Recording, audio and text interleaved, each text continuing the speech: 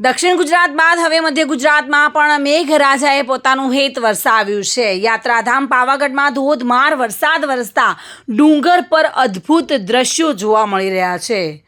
પંચમહાલ જિલ્લામાં પણ વરસાદે હેત વરસાવેલું જોવા મળી રહ્યું છે। વહેલી સવારથી જ ધોધમાર વરસાદ વરસતા પગપાળા જતા પ્રવાસીઓ પણ વરસાદની મજા માણતા નજરે પડ્યા હતા। વધારે વરસાદના કારણે રોડ પર પાણી ફરી વળેલા જોવા મળી રહ્યા છે। જો કે મજા માણતા યાત્રાળુઓ વરસાદનો આનંદ માણી રહ્યા છે અને પાવાગઢ ડુંગર પર પાણીના ધોધ વહી રહ્યા છે। ચોતરફ ઝરણા વહી રહ્યા છે। ખળખળ ઝરણાનો અવાજ આવી રહ્યો છે અને યાત્રિકો પણ ખુશખુશાલ જોવા મળી રહ્યા છે। મહાકાળીનું ધામ પાવાગઢ એવા પર્વત પર ડુંગર પર ઝરણાઓ વહેતા થયા છે।